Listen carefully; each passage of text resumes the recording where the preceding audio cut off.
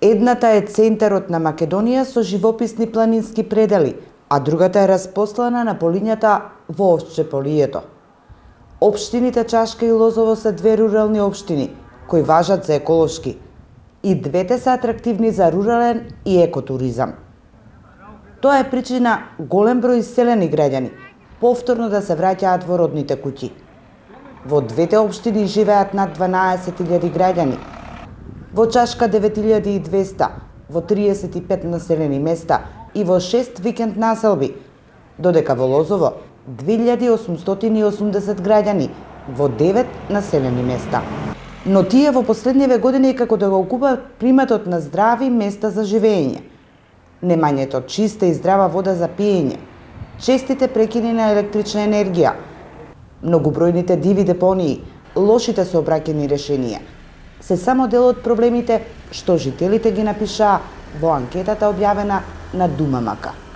Тие без проблем ги повторија и пред камера.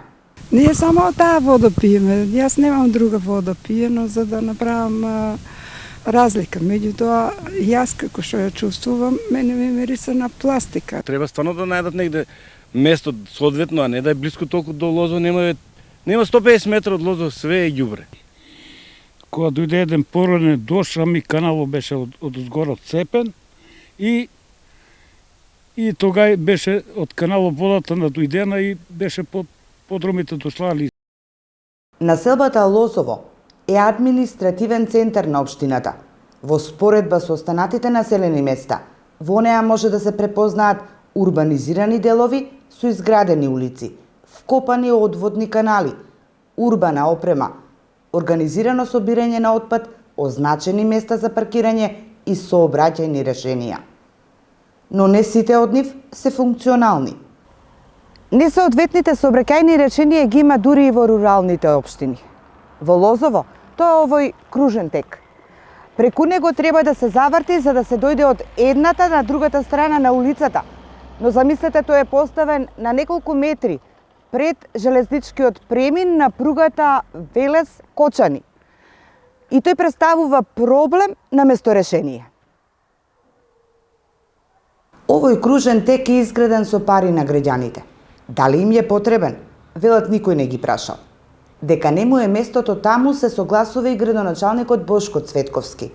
Него исто така го прашавме како ќе го надмине проблемот со снабдување на вода за пиење од рени бунари или од базени, откако граѓаните рекоа дека често од чешмите тече матна вода кога врне дожд, а како резултат на мешањето на плитките со длабоките подземни води. Имаме изготвено проектна документација и во периодот што следи ќе работиме на тоа да може да хидросистемот Злетовица да го покрива овој дел, односно Лозово да добие чиста вода за пиење. Во моментов функционираат до овде имаме веќе цевковод од хидросистемот Злетовица и во периодот што следи ќе биде изградена прочистителна станица и пристапен пат до самата прочистителна станица и цевководи до сите населени места. Ако има изгледи за решавање на проблемите со водата, атмосферската канализација и сообраќајот, зашто општината аплицирала проекти? Според Цветковски, потешко ќе се дојде до решенија за дивите депонии. Штом се исчисти градежниот шут, ќе биде потребна помош од граѓаните да не фрлаат нов. Така ќе се заштити животната средина и повторно на полињата ќе може да се садат лозја и да се сее жито. Додека жителите на Лозово се соочуваат со недостиг на здрава вода за пиење, во Чашка неа ја има во изобилство. Низ општината мине цевководот на хидросистемот Лисиче, преку кој водата стигнува до Велешани. Проблем е тоа што граѓаните на Чашка не се приклучени на цевководот и што во општината нема филтер станица. Да бидеме припоени на хидросистемот Лисиче. Пошто ете у градот Велес се фалат дека е подобра водата за пиење, дека ама власта обеќа 10 години дека ќе направи филтерна станица, ископано е се таму, викаат дека била приклучена, од тоа нема ништо. Почесто проблеми имавме со струјата.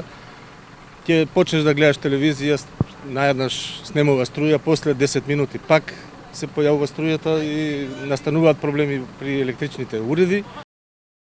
Општина Чашка е четврта по територија општина во државата. Распослана е на 862 километри квадратни, а покриена е со само еден далековод. Жителите се жалат дека честопати во нивните домови нема електрична енергија. Тоа е нивниот најсериозен проблем. Во изминатите 5 години општината имала бројни состаноци со електродистрибутивната компанија Евана и не успеала да го реши проблемот. Жителите и денес, по секој посилен ветер или невреме, остануваат без струја и повеќе од 10 часа. Градоначалникот Горан Стојановски смета дека Евана не инвестира доволно во општината, каде наместо бетонски се уште има дрвени бандери. Доколку би инсталирале таков систем за заштита, таква склопка над Богомила, значи доле делот под Богомила Богомила би се заштитило од такви испади на мрежата. Значи Евана треба сериозно повеќе да инвестира во такви склопки, во такви системи за испади на мрежата, да не се случи на 1450 метри да падне снег, а да немаме струја 50 километри до Стариград, пример. И тука се повеќе од 15 населени места. Од граѓаните на овие општини, истражувачкиот тим на Дума МК откри уште посериозен проблем, поврзан со урбанистичката планска документација. Најсериозен проблем е откупот на дворните места. Куќите се легализирани, а дворните места не се откупени затоа што населбата нема детален урбанистички план. Урбанистичкото планирање во руралните општини е сериозен проблем на локалните самоуправи. Немањето на детални урбанистички планови го кочи локалниот економски развој и не им овозможува влез на странски инвеститори. Странците не сакаат да потпишат договори само со документи, како што се општи акти и урбанистички планови за село. Но според градоначалниците, постојат и други препреки.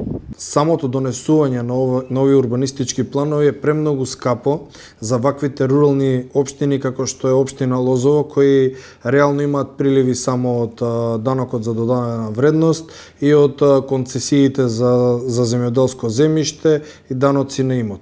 Останатите, еве сега кога би го земале некој приближно најмалиот град во државата, има многу повеќе финансии за разлика од нас. И реално тие не може да се справат во донесување на урбанистички планови, а камоли ние како рурална средина. Државата првен треба да донесе лекс специјалис закон. По теркот на Словенија. Каде што пред да пристапи Словенија, тоа можете и да го проверите, како земја членка кандидат за Европската Унија, во рок од 2 години цела Словенија ја ставија на карта или изградија детални урбанистички планови. Општина Чашка или населба Чашки, ќе ја земеме за пример, може да почне со процес наредната година и тоа ни е планот за изработка на детален урбанистички план. Јас само ќе ви кажам за една илустрација. Градско деталниот план се изработуваше 6 години. За овој проблем градоначалниците веќе алармирале во заедницата на единиците на локалната самоуправа, чија поддршка ја имаат. Оттаму барале од Министерството за транспорт и врски да се намалат трошоците за донесување на плановите, да се обезбедат средства од државата за финансирање на урбанистичките планови и да се поедностави постапката за нивно донесување. Од страна на ЗЕЛС, многу пати досега е окажувано дека плановите за урбанизам се клучни документи за добивање на финансиски средства од ИПА, програмите на Европската Унија.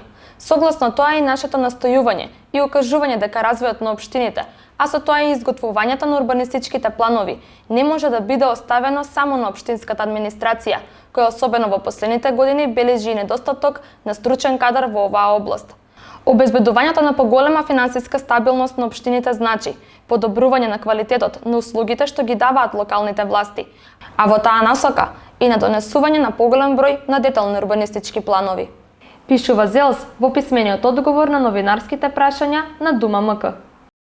Наспроти очекувањата на општините за помош од владата, министерот за транспорт и врски Благој Почварски ги мотивира со сопствени средства да го започнат урбанистичкото планирање.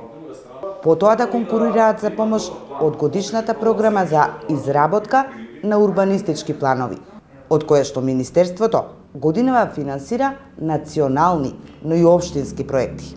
Во еден мал процент се дава подршка на град Скопје за изработката на генералниот урбанистички план, заради тоа што генералниот урбанистички план на Скопје го работи Агенцијата за планирање на простор како државен орган и институција.